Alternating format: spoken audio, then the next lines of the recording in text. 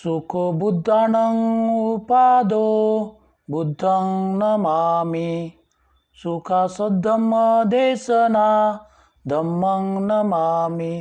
सुखासंगस्य सामगी समगानं तपो सुखो संगं नमामि। नमो तस्स भगवतो अरहतो सम्मा सम्बुद्धस्स। नमो तस्स भगवतो अरहतो सम्मा सम्बुद्धस्स। नमो तस्स भगवतो अरहतो सम्मा सम्बुद्धस्स। नमो बुद्धाय। जय भीम। आज हम भगवान बुद्ध और उनका धम्म इस ग्रंथ का खंड 4 अहिंसा, अहिंसा के नाना अर्थ और व्यवहार। अहिंसा का अर्थ, अहिंसा अथवा जीव हिंसा न करना बुद्ध की शिक्षा का एक महत्वपूर्ण अंग है। इसका करुणा तथा मैत्री से अत्यंत निकट का संबंध है। तो भी प्रश्न है कि क्या अपने व्यवहार में भगवान बुद्ध की अहिंसा सापेक्ष थी व निरपेक्ष थी? क्या वह एक शील मात्र थी अथवा एक नियम थी? जो लोग भगवान बुद्ध के उपदेशों को मानते हैं उन्हें अहिंसा को एक निरपेक्ष बंधन के रूप में स्वीकार करने में कठिनाई होती है। उनका कहना है कि ऐसी अहिंसा से बुराई के लिए भलाई का बलिदान हो जाता है अथवा दुर्गुण के लिए सद्गुण का। इस प्रश्न का स्पष्ट करने की जरूरत है। यह अहिंसा का प्रश्न सर्वाधिक गड़बड़ी पैदा करने वाला प्रश्न है। बौद्ध देशों के लोगों ने अहिंसा को किस रूप में समझा है और किस प्रकार व्यवहार किया है, यह एक महत्वपूर्ण प्रश्न है जिसका विचार करना ही होगा। सिंहल के भिक्खु स्वयं लड़े और उन्होंने लोगों को विदेशी आक्रमणकारियों के विरुद्ध लड़ने के लिए कहा। दूसरी ओर बर्मा के भिक्खुओं ने विदेशी आक्रमणकारियों से लड़ने से इनकार किया और लोगों को भी न लड़ने के लिए कहा। बर्मा के लोग अंडा खा लेते हैं, मछली नहीं। अहिंसा इसी प्रकार समझी जाती है और व्यवहार में आती है। कुछ समय पूर्व जर्मन बौद्ध समिति ने एक प्रस्ताव पास किया कि वे 5 शीलों में से जीव हिंसा से विरत रहने की प्रथम शील को छोड़कर अन्य 4 शीलों को ही स्वीकार करेंगे। अहिंसा के सिद्धांत को लेकर ऐसी स्थिति है। अहिंसा का अर्थ, अहिंसा का क्या मतलब है? भगवान बुद्ध ने कहीं भी अहिंसा की परिभाषा नहीं की है। ठीक बात तो यह है कि उन्होंने बात को कम अवसरों पर निश्चित शब्दावली में इस विषय की चर्चा की है। इसलिए यह आवश्यक है कि परिस्थितिजन्य साक्षी से भगवान बुद्ध क्या चाहते थे इसका पता लगाया जाए। पहली परिस्थितिजन्य साक्षी यह है कि यदि भिक्षा दान स्वरूप भोजन में मिले तो भगवान बुद्ध को मांस ग्रहण करने पर कोई आपत्ति नहीं थी। यदि भिक्खु किसी प्रकार से भी किसी जानवर की हत्या से संबंधित नहीं है तो वह भिक्षा में प्राप्त मांस ग्रहण कर सकता है। भगवान बुद्ध ने देवदत्त के प्रस्ताव को अस्वीकार कर दिया, जो चाहता था कि भिक्षा में दिए जाने पर भी भिक्खु मांसाहार ग्रहण न करे। इस विषय में यह भी एक साक्षी का अंश है कि यह यज्ञों में ही पशु हिंसा के विरोधी थे। यह उन्होंने स्वयं कहा है। अहिंसा परमो धर्म, यह एक दूसरे सिरे पर पहुंचा हुआ सिद्धांत है। यह एक जैन सिद्धांत है, यह बौद्ध सिद्धांत नहीं।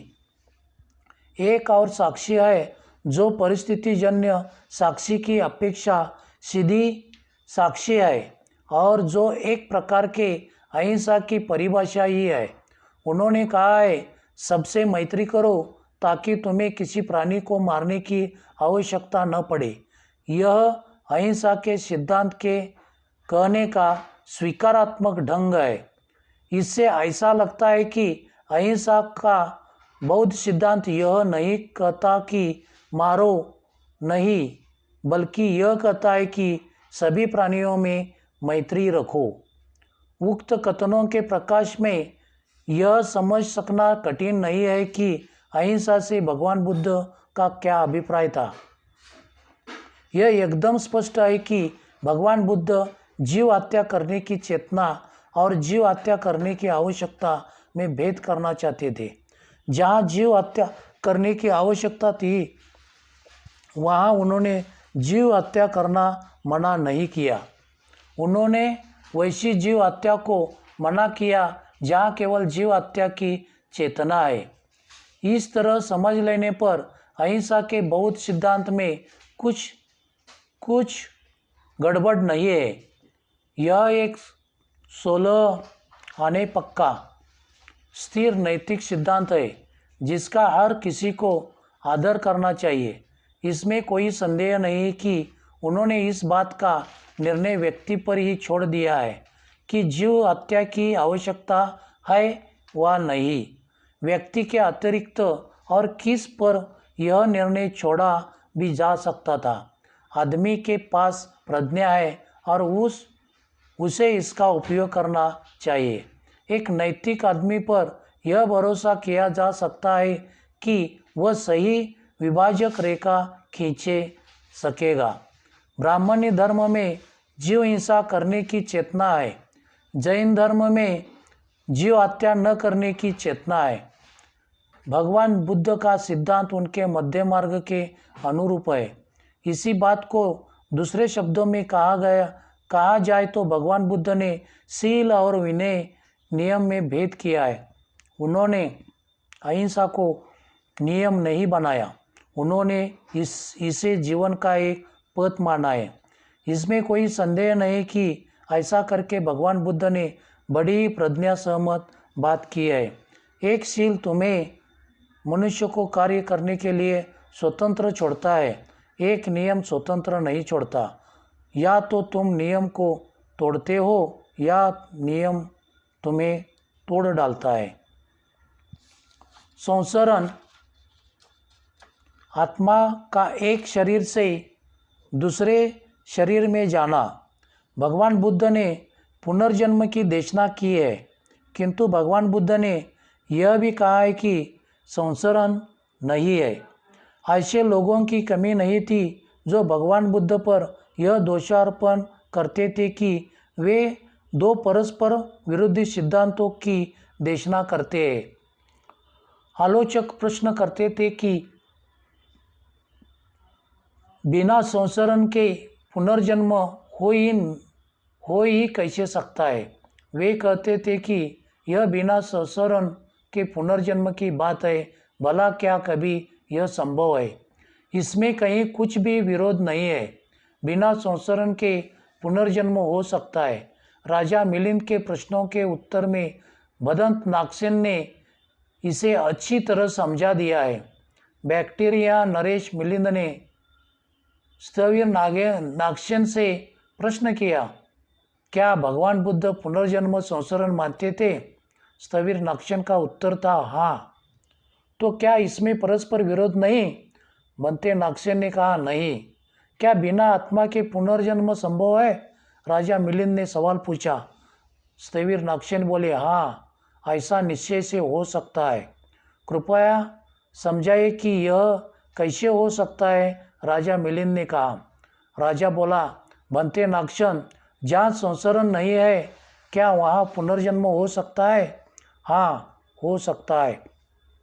बनते नागसेन ने कहा, लेकिन यह कैसे हो सकता है? कृपया मुझे एक उदाहरण देकर समझाइए।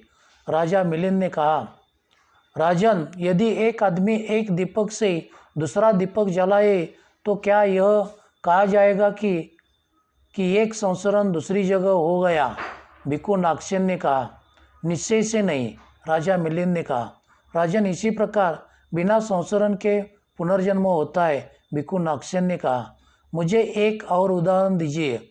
राजा मिलिंद ने कहा, महाराज, क्या आपको कोई छंद कविता का चरण याद है जो अपने बचपन में अपने आचार्यों से सीखा हो?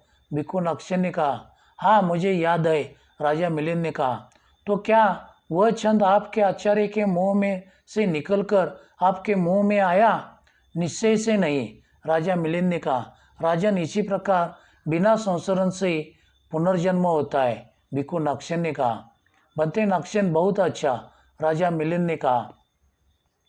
राजा मिलिंद ने पूछा, बनते नक्शन, क्या आत्मा जैसी कोई चीज़ है? यथार्थ दृष्टि से सोचा जाए तो आत्मा जैसी कोई वस्तु ही नहीं है, भिक्खु नक्शन ने कहा। बनते नक्शन, बहुत अच्छा, राजा मिलिंद ने कहा। गलतफहमी के कारण भगवान बुद्ध ने जो उपदेश दिए वे श्रोताओं द्वारा सुने जाते, जो कि अधिकांश में भिक्खु थे। किसी भी विषय में भगवान बुद्ध का क्या कहना था उसे जनसाधारण तक पहुंचने वाले भिक्खुगण ही थे।